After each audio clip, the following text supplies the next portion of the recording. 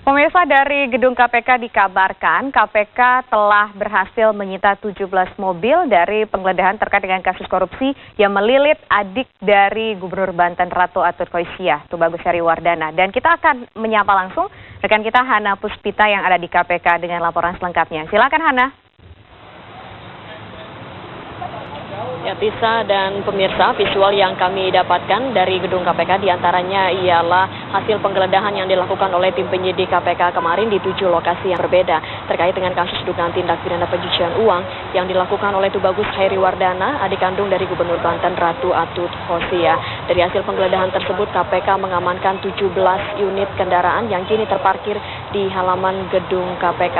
Dan dari 17 kendaraan tersebut, 4 diantaranya diamankan dari kediaman Tubagus Heriwardana di kawasan Jalan Denpasar, Jakarta Selatan. Keempat mobil dan motor mewah tersebut diantaranya adalah 1 unit Land Cruiser berwarna hitam, kemudian 1 unit Nissan GT-R berwarna putih, dan 1 unit mobil Lexus berwarna hitam. KPK juga mengamankan motor mewah milik Tubagus Heriwardana, yakni 1 unit motor Harley Davidson Sport.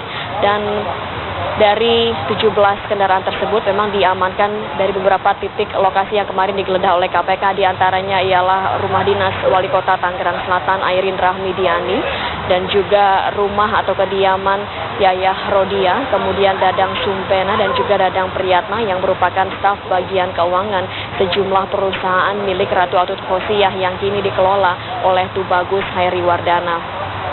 KPK menetapkan Tubagus Heriwardana sebagai tersangka dalam 4 kasus sekaligus, diantaranya ialah korupsi pengadaan alat kesehatan di Tangerang Selatan, kemudian kasus dugaan korupsi pengadaan alat kesehatan di Provinsi Banten, kemudian yang ketiga adalah kasus dugaan tindak pidana pencucian uang, kemudian yang keempat kasus dugaan suap sengketa pemilu kada di Kabupaten Lebak, Banten. Dan hari ini KPK juga kedatangan mantan Bendahara Umum Partai Demokrat Muhammad Nazarudin.